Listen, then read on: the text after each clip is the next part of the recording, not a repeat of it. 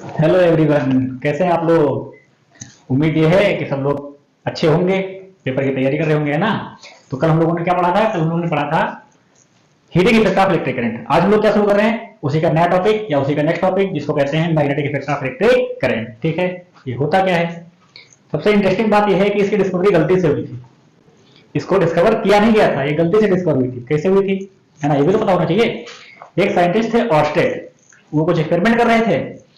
तो उन्होंने क्या किया कि किसी चीज की जरूरत थी, तो उन्होंने कहा कि मेरे जो मैग्नेटिक कंपास रखा हुआ है इसको उठा के रख देते हैं साइड में। तो उसको उठा के साइड में रखने चले। तो जैसे साइड में रखने चले तो उन्होंने देखा कि मैग्नेटिक की जो कंपास की जो निडल थी उसमें रिफ्लेक्शन हो रहा है। तो उन्होंने थोड़ा सा और इधर उधर किया, तो उन्होंने देखा कि जो वायर के पास लेकर के आते हैं तो ज्यादा होता है, लेकिन वायर से दूर लेके जाते हैं तो थोड़ा कम हो जाता है।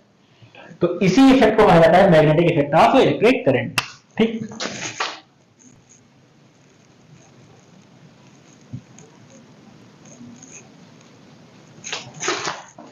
Magnetic effect of electric current. ठीक, अब इस पे हुआ क्या?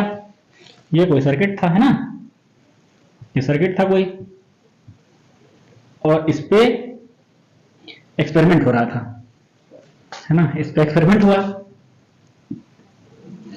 तो जब एक्सपेरिमेंट हुआ तो मैग्नेटिक कंपास समथिंग इस तरीके से रखा हुआ था। तो ये जब इधर लेकर के आने लगे तो इन्होंने जब देखा कि यहाँ पर जब पहुंचे हैं तो इसकी डायरेक्शन कुछ ऐसी हो गई है, जब यहाँ पहुंचे हैं तो इसकी डायरेक्शन कुछ ऐसी हो गई है। उसके बाद इन्होंने इसको इधर रखा तो इसकी डायरेक्शन फिर ऐसी हो गई।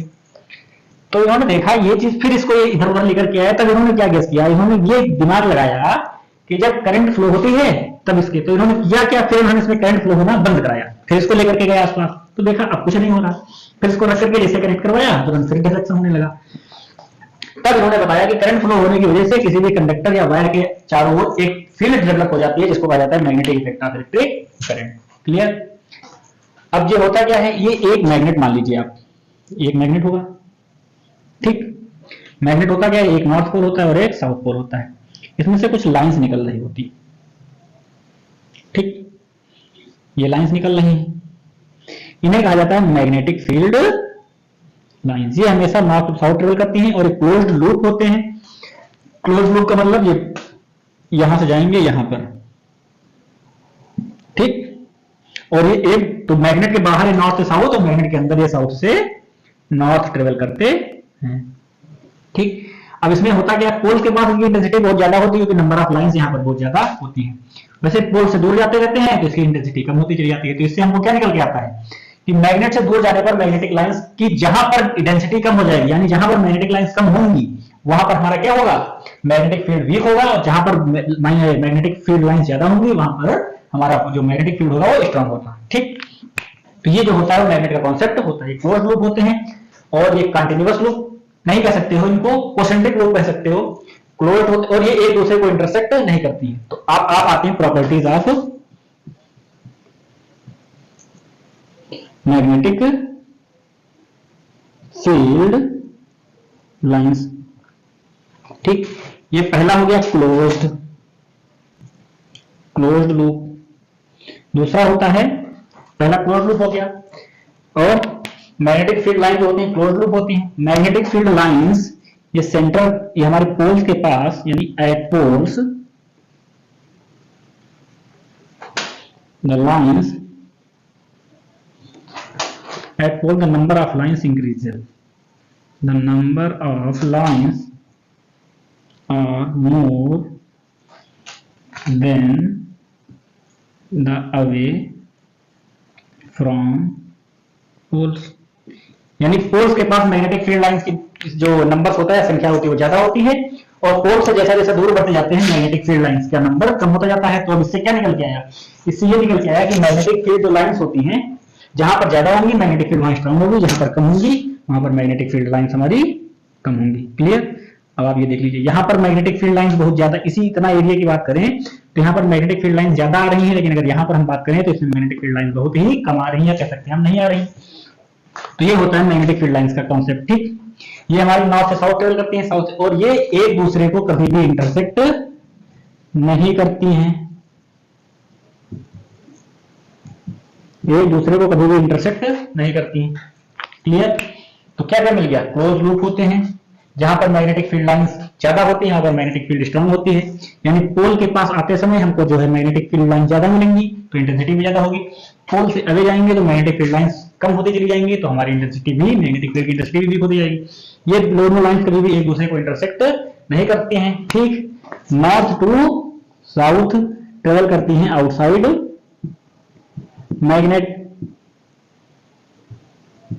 और साउथ टू नॉर्थ ट्रेवल करती हैं इनसाइड मैग्नेट। क्लियर? तो मैग्नेट के अंदर नॉर्थ टू साउथ, मैग्नेट के बाहर नॉर्थ टू साउथ और मैग्नेट के अंदर साउथ टू नॉर्थ ट्रेवल करती हैं। क्लियर? अब आते हैं मैग्नेटिक फील्ड को डिटरमाइन कैसे करते हैं, है ना। मैग्नेटिक फील्ड को डिटरमाइन कैसे करते हैं, तो मैग्नेटिक फील्ड को डिटरमाइन करने के लिए हमारे मैक्सवेल साहब ने एक नियम दिया था जिसको कहते हैं Maxwell's right hand thumb rule, जिसको आप नॉर्मली कह देते हो राइट हैंड थंब रूल। इसमें मैक्सवेल साहब ने क्या कहा था, इसमें इन्होंने कहा था कि अगर आप हमको एक कंडक्टर दीजिए और उसमें करंट की डायरेक्शन का, फ्लो का डायरेक्शन आप हमको बता दीजिए तो हम आपको बता देंगे कि मैग्नेटिक फील्ड की डायरेक्शन होती क्या है। दरअसल मैग्नेटिक फील्ड और कुछ नहीं होती है, करंट में, किसी कंडक्टर में अगर करंट फ्लो हो रही है, ठीक, किसी कंडक्टर में अगर फ्लो हो रही है तो मैग्नेटिक फील्ड होंगे कोसेंट्रिक सर्किल्स। ये कोसेंट्रिक तो कोई तरफ से नहीं लग रहा है ना, क्या लग रहा है, कोसेंट्रिक तो नहीं लग रहा है किसी भी तरफ से, है ना। तो जो हमारी मैग्नेटिक फील्ड होगी वो कोसेंट्रिक सर्किल्स होंगे, यानी ये जो हमारा मैग्नेट होगा वो क्या होगा, ये जो हमारा मैग्नेट होगा वो कंडक्टर जो मैग्नेट के तरीके से काम करेगा वो एट अ सेंटर होगा, ठीक। क्लियर? तो ये हमारी जो होंगी मैग्नेटिक फील्ड लाइंस होंगी, ठीक। अब यही इसी चीज को अप्लाई किया मैक्सवेल साहब ने। उन्होंने क्या कहा, अगर आप हमको कंडक्टर दीजिए और उसमें करंट की फ्लो की डायरेक्शन बता दीजिए तो हम आपको मैग्नेटिक फील्ड की डायरेक्शन बता देंगे, लेकिन अगर या तो मैग्नेटिक फील्ड की डायरेक्शन बता दीजिए तो हम आपको करंट की डायरेक्शन बता देंगे। क्लियर? तो अब यहां हुआ क्या, इन्होंने कहा कि अगर आप हमको कंडक्टर दे रहे हैं और उसमें करंट की डायरेक्शन बता दीजिए, मान लीजिए करंट की डायरेक्शन, तो उन्होंने कहा अगर आप उसको राइट हैंड में पकड़ते हो, बड़ा खतरनाक राइट हैंड बन जाता है हमारा तो, है ना। राइट हैंड में पकड़ते हो तो जब राइट हैंड में पकड़ोगे तो इस डायरेक्शन में आपकी उंगलियां आएंगी कि नहीं आएंगी, आएंगी, है ना। ये उंगलियां आ गई, आई कि नहीं आई, ठीक, ये उंगलियां आ गई, है ना। इस डायरेक्शन में आप पकड़ लोगे, जब इस डायरेक्शन में आप पकड़ोगे तो आपका जो थंब होगा ये आपकी डायरेक्शन ऑफ करंट की डायरेक्शन को ये हमारा थंब दिखाएगा, और वहीं जो हमारी फिंगर्स होंगी, जो फिंगर होंगी वो डायरेक्शन ऑफ मैग्नेटिक फील्ड दिखाएंगी। तो देखिए अब यहां पर क्या हुआ, करंट आपकी ऊपर जा रही है तो मैग्नेटिक फील्ड की डायरेक्शन ऐसे है, इस तरफ को, ठीक। और वहीं अगर करंट नीचे जा रही होती, मान लीजिए ये एक कंडक्टर है, इसमें करंट हमारी डाउनवर्ड जा रही है, ठीक, तो मैग्नेटिक फील्ड की डायरेक्शन समथिंग इस टाइप की होती, यहां पर मैग्नेटिक फील्ड की डायरेक्शन समथिंग इस टाइप की है। क्लियर? अब इसको आप एक सिंपल टर्म से याद कर सकते हो, जिसको कहा जाता है SCAN, हमारे गुरु जी ने हमको बताया था, ठीक है। इन्होंने क्या बताया था, इन्होंने कहा स्कैन लिखिए और दो पार्ट में इसको काट दीजिए, दो पार्ट में काटा तो अगर करंट की डायरेक्शन साउथ में तो हमारी मैग्नेटिक फील्ड क्लॉकवाइज, अगर करंट की डायरेक्शन नॉर्थ में तो हमारी magnetic field anti clockwise. Clear? अब ये ना क्लियर हुआ हो तो फिर वो देखो, है ना, ये देख सकते हो या रील्स देखो, इंस्टा पे कमी थोड़ी ना है किसी चीज की, ठीक। तो ये समझ में आ गया। फिर अब आते हैं फ्लेमिंग्स लेफ्ट हैंड रूल पे। क्लियर? ये हमारे मैक्सवेल साहब ने बताया था। अब फ्लेमिंग्स लेफ्ट हैंड रूल में क्या है, इन्होंने इनसे एक कदम आगे चल के बताया। इन्होंने क्या बताया, फ्लेमिंग्स लेफ्ट हैंड रूल, इन्होंने कहा अगर आप अपने हाथ को इस तरीके से स्ट्रेच करो, तो ये अगर आपका थंब है और ये आपकी फोर फिंगर और ये आपकी मिडिल फिंगर और ये आपकी बाकी दोनों फिंगर है ना, इतनी खतरनाक फिंगर बन जाती हैं। ये हो गया आपका थंब और ये आपका फोर फिंगर और ये आपकी मिडिल फिंगर। ये मिडिल फिंगर वही वाली है जो आप लोग दिखाते हो सबको, क्लियर। तो इन्होंने मान लीजिए क्लास में आप ऐसे दिखा रहे हो, कहे तो कहते मैग्नेटिक फील्ड की डायरेक्शन फाइंड कर रहे हैं, है ना। तो अगला पूछेगा करंट कहाँ है, तो कहे तो वायर में बहने रही, तो इसी से बता देना, है ना, बाकी अपना काम करते रहना। तो इसमें होता क्या है कि अगर आप इस तरीके से रखते हो किसी भी चीज को, सेम इस कंडीशन में कि तीनों एक दूसरे के परपेंडिकुलर हैं, सब एक दूसरे के परपेंडिकुलर होंगे, तो ये कंडीशन कुछ बनेगी इससे, ये 90, ये 90 और ये 90। तो ये आपको डिटरमाइन करेगा, इसको आप याद कर लो आई एम एफ, या इसको आप यहां पर सी भी कर सकते हो। एफ का मतलब फोर्स यानी फादर, एम का मतलब मैग्नेटिक फील्ड यानी मदर, आई का मतलब करंट या चाइल्ड। ठीक, आप किसी भी कॉन्सेप्ट से आप याद कर सकते हो। आई एम एफ ये इस कंडीशन में होगा, नहीं सॉरी ये अपर कंडीशन में होगा, ऐसे जाएगा, और एफ एम सी ये डाउनवर्ड, यानी फादर मदर चिल्ड्रन या करंट। आई एम एफ, तो I M F F M C, ऊपर से नीचे आएंगे तो एफ एम सी, नीचे से ऊपर जाएंगे तो आई एम एफ। ठीक, इस तरीके से। तो इन्होंने कहा कि अगर आप इनको करंट के एक किसी भी कंडक्टर में अगर आप करंट की डायरेक्शन बता दो, तो हम दो चीजें एक्स्ट्रा, एक चीज उन्होंने एक चीज बताई थी, हम एक चीज एक्स्ट्रा और बता देंगे। ठीक, तो इन्होंने कहा अगर करंट की डायरेक्शन मान लीजिए थंब की डायरेक्शन में है, मान लीजिए करंट की डायरेक्शन थंब के डायरेक्शन में है, ठीक, इसको हम थोड़ी देर के लिए ऐसे रखते हैं इस तरीके से।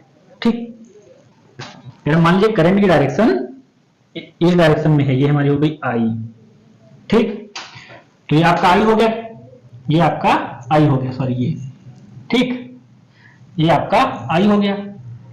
तो हमारी मैग्नेटिक फील्ड परपेंडिकुलरली होगी लेकिन इनसाइड होगी। नहीं समझ में आ रहा तो दूसरे बता देते हैं। ठीक, मान लीजिए आपके करंट की डायरेक्शन डाउनवर्ड है।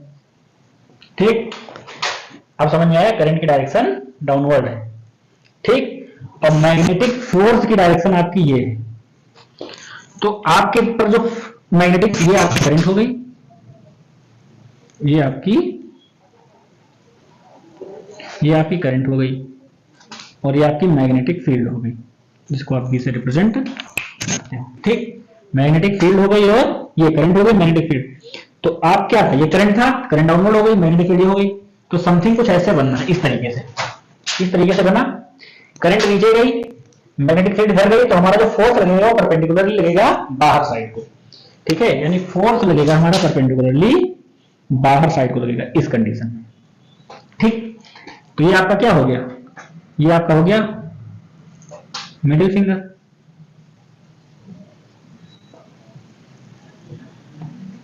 और ये आपकी हो गई मैग्नेटिक फील्ड। तो जो फोर्स लगेगा हमारा परपेंडिकुलरली बाहर को लगेगा, यानी फोर्स हम आपको इस तरीके से ले सकते हैं, सॉरी इस तरीके से इधर को ले लो आप। ठीक, ये आपकी डायरेक्शन हो जाएगी फोर्स की। ठीक, क्लियर। अब आते हैं, ये हो गया आपका Fleming's left hand rule, clear. फिर आते हैं कहां पे, अब आते हैं magnetic field of a circular loop, है ना। सर्कुलर लूप पे आते हैं, सर्कुलर लूप। तो सर्कुलर लूप में भी हमारा कौन सा कॉन्सेप्ट यूज होगा, स्कैन का कॉन्सेप्ट यूज होगा। स्कैन क्या है, मान लीजिए ये कोई सर्कुलर लूप है। ठीक, अगर ये सर्कुलर लूप है और यहां से करंट फ्लो हो रही है, तो आपको क्या पता है, एस सी ए एन, है ना, ये तो पता है। आप लिखोगे एस, ठीक, एस लिखोगे तो इसका मतलब ये कुछ ऐसे बनना है, यानी मैग्नेटिक फील्ड हमारी हो गई क्लॉकवाइज, ठीक। फिर लिखोगे एन, तो ये आपका कुछ ऐसे बन गया, यानी एंटी क्लॉकवाइज। अब एक चीज देखो, जब साउथ होता है, यानी करंट आपकी जब साउथ में फ्लो हो रही है तो मैग्नेटिक फील्ड बनेगी क्लॉकवाइज। तो साउथ में यहां पे फ्लो हो रही है तो यहां पर आपकी बनेगी क्लॉकवाइज, है ना।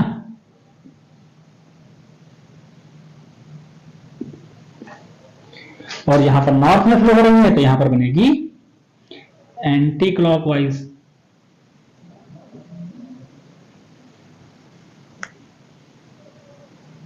ये आपकी हो गई एंटी क्लॉकवाइज, ठीक। इस तरीके से कुछ डायरेक्शन हमारी बनेगी, क्लियर। अब मान लीजिए साउथ में है, ये आपका नॉर्थ में है तो एंटी क्लॉकवाइज, और ये आपकी साउथ में है तो ये क्लॉकवाइज, ठीक। एक और चीज ध्यान रखना, साउथ में हमेशा साउथ पोल बीच में रहता है, नॉर्थ में हमेशा नॉर्थ पोल बीच में रहेगा नहीं, ठीक। तो ये आपकी हो गई magnetic field in circular loop. अब आते हैं सोलेनॉइड पे, हालांकि ये आपके सिलेबस में होगा नहीं, ठीक है, इसको हमने बता दिया है, ये आपके सिलेबस में होगा नहीं। अब आते हैं सोलेनॉइड क्या है।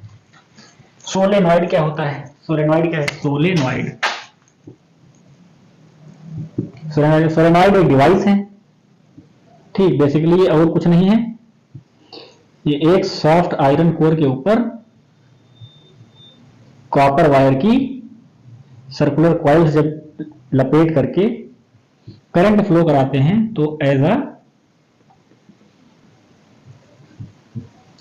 मैग्नेट बिहेव करता है। अब ये करंट फ्लो होगी, ये आपकी क्या है, कॉपर वायर,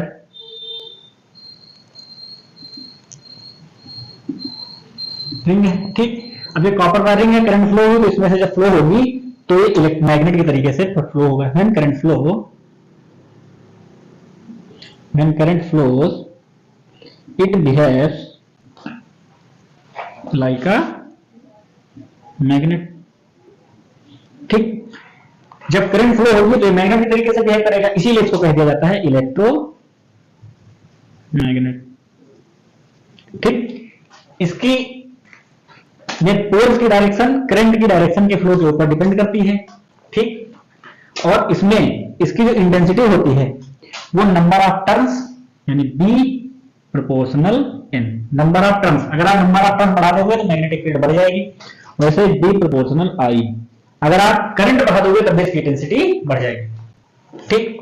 तो ये आपको पता चल गया। सोलेनॉइड क्या है, डिवाइस है जो कि इलेक्ट्रोमैग्नेट होता है, इसका स्पेशल नाम लिख दिया गया है सोलेनॉइड।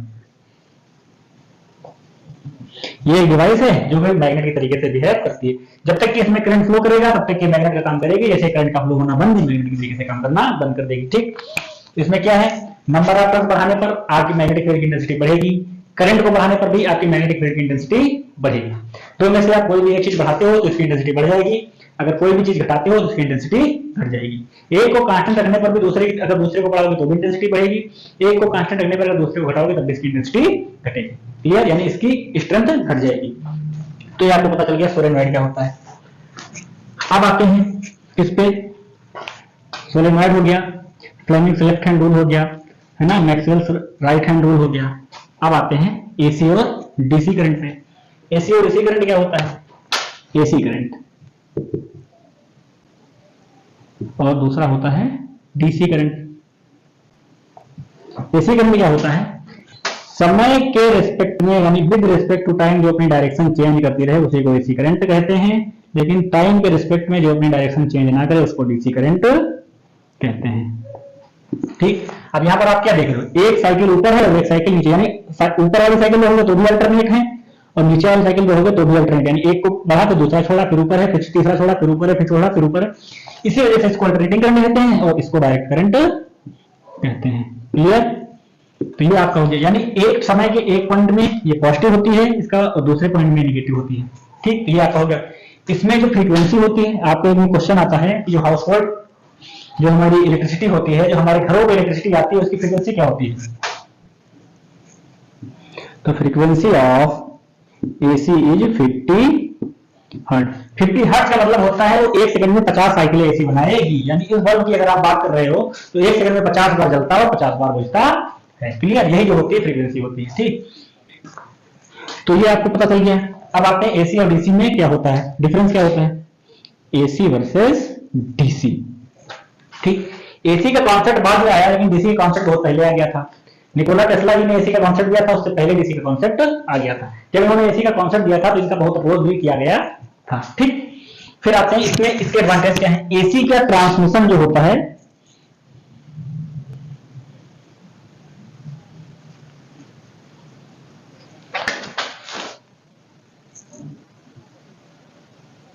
इसको ट्रांसफर किया जाता है बहुत ही लॉन्ग डिस्टेंस के लिए। ठीक, यानी लॉन्ग डिस्टेंस तक इसको ट्रांसफर किया जाता है, लेकिन डीसी को नहीं कर सकते। ठीक, इसको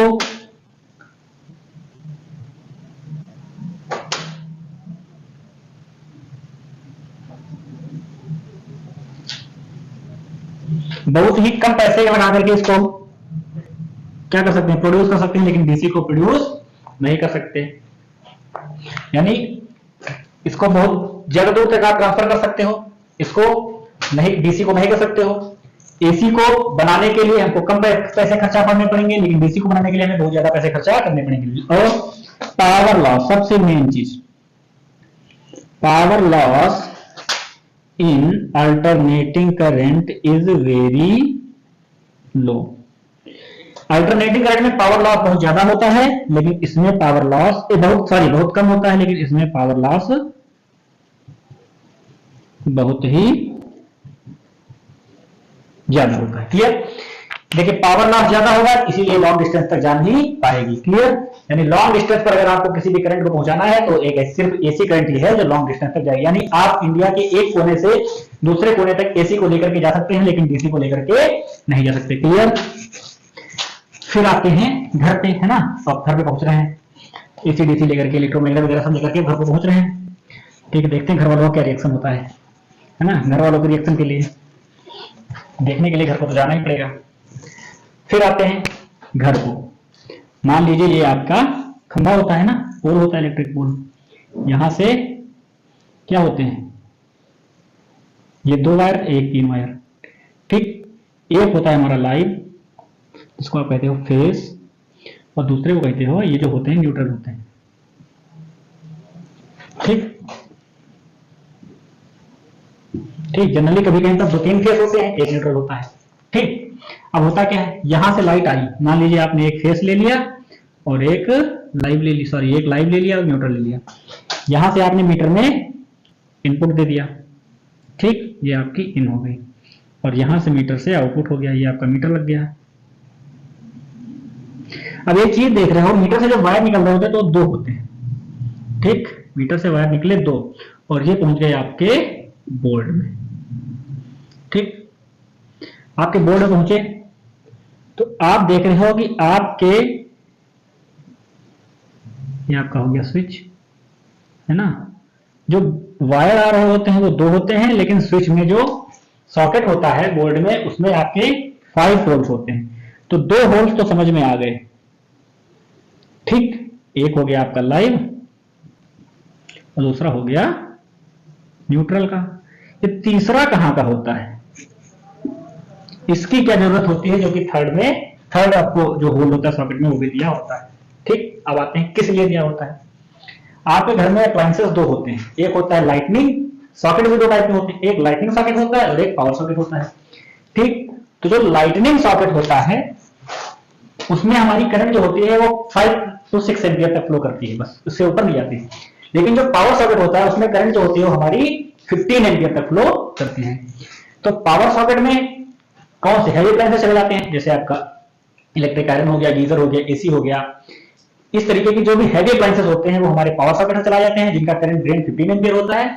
लेकिन जो लाइटनिंग सॉकेट होते हैं, जैसे आपका ट्यूबलाइट हो गया, एलईडी बल्ब हो गया, ये सब मोबाइल चार्जर हो गया, ये सब जो छोटे छोटे अप्लायंसेस होते हैं, छोटे छोटे जो आपके घर में यूज होने वाली सामान्य होती हैं, इनमें जो होता है बहुत ही कम करंट की जरूरत होती है, इसलिए इनको लाइटनिंग सॉकेट से भी चलाया जा सकता है। ठीक है, तो मान लीजिए आपने आयरन ली।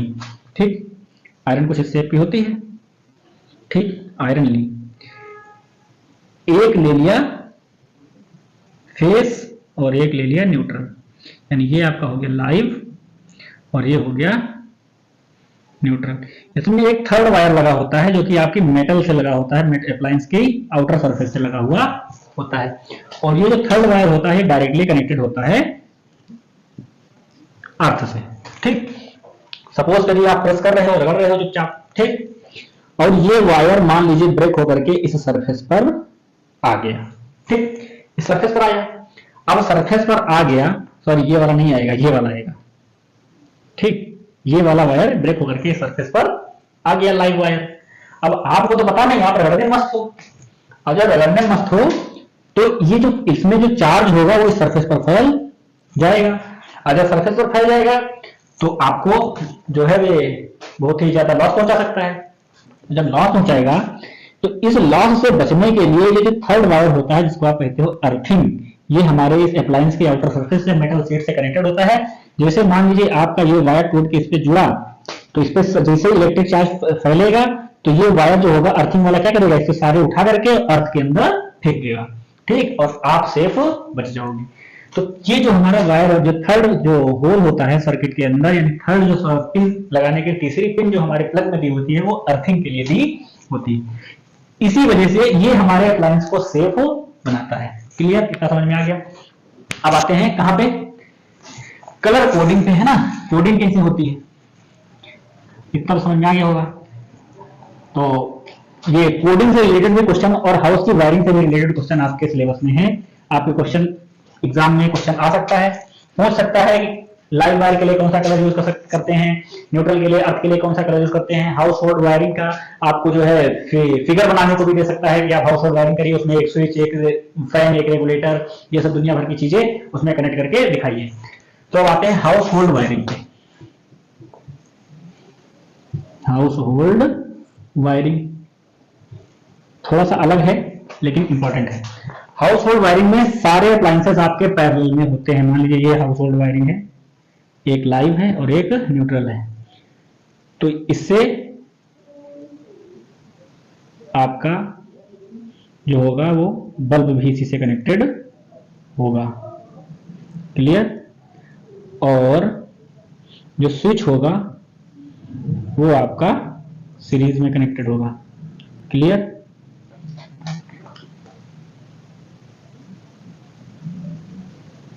फिर आगे बढ़ते हैं। आगे बढ़े तो आपका फैन आ गया। ठीक, तो जब फैन आएगा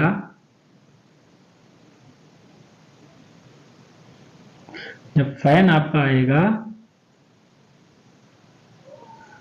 तो फैन में क्या होगा, पहले लगा होगा रेगुलेटर की स्विच, पहले लगा होता है स्विच, फिर लगा होता है रेगुलेटर, फिर लगा होता है आपका फैन। क्लियर, जैसा भी हो। उसके बाद आते हैं इलेक्ट्रिक मोटर पर। ठीक, यहां से आपका पावर सॉकेट होता है। पावर सॉकेट में आपके पास ये होते हैं, तो इसको हम डायरेक्ट दिखा दे रहे हैं। लाइव वायर से आपका पावर सॉकेट में जाएगा, ये आपका की हो जाएगा। ठीक, और यहां से आपका दूसरा वायर निकलेगा जो आपकी मोटर में लगा होगा। ठीक, यहां से एक थर्ड वायर निकलेगा जो कि अर्थ का काम करेगा। इन फ्यूचर मान लीजिए अगर ये वायर टूट करके लग जा रहा है तो जो हमारा चार्ज होगा वो जीएनडी कर देगा, यानी ग्राउंड न्यूट्रल टू अर्थ कर देगा। ठीक, फिर आते हैं कलर कोडिंग, ये आपको समझ में आ गया। ठीक, फिर आते हैं कलर कोडिंग। कलर कोडिंग क्या होती है? कलर कोडिंग ये होती है कि आपकी वायरिंग में कौन कौन से कलर के वायर किस पर्पस पर या किस कोड पर यूज किए गए हैं। ठीक, तो इसमें पहला एक होता है लाइव वायर, दूसरा होता है न्यूट्रल वायर, और थर्ड होता है अर्थिंग। क्लियर, तो लाइव वायर के लिए पहले ओल्ड में क्या था, अब न्यू में क्या होता है, हर चीज तो हर समय चेंज होता रहता है ना। तो लाइव वायर में पहले रेड कलर यूज किया जाता है। रेड मतलब खतरा, पहला याद करो, लाइव वायर मतलब अगर छुए नहीं कि गए नहीं, तो जाना नहीं है, कोई जाने ना पाए, इसलिए खतरे का निशान था, रेड कलर होता था इसको रेड करते थे, लेकिन अब हो गया है ये ब्राउन। न्यूट्रल वायर के लिए ब्लैक, अब कर दिया गया है ब्लू। लेकिन अर्थिंग वायर के लिए पहले ग्रीन यूज होता था, ग्रीन यानी धरती के लिए, अर्थ के लिए सब ग्रीनरी होती है, इसलिए ग्रीन किया जाता था, अब इसको येलो कर दिया गया है। ठीक है, तो ये आपके कुछ कॉन्सेप्ट थे, जो एक ओल्ड कॉन्सेप्ट था, एक न्यू। आपसे पूछ सकता है कि लाइव वायर में कौन सा कलर यूज होता है, न्यूट्रल में कौन सा कलर यूज होता है, अर्थिंग में कौन सा कलर यूज होता है। तो ये चीजें आपका टॉपिक यहीं पर आज खत्म होता है, और कल इस टॉपिक से रिलेटेड हम एक आपको टास्क देंगे, आपको ये बताना होगा कि इसमें क्या चीज यूज हुई है और क्यों यूज हुई है।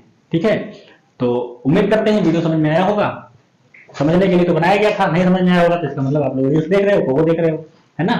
तो खत्म करते हैं वीडियो को, उम्मीद करते हैं समझ में आया ही होगा, ऐसा कुछ था ही नहीं जो समझ में ना आया हो। बाकी कल के लिए नया टॉपिक लेकर के आएंगे, उम्मीद करते हैं आपको समझ में आना चाहिए।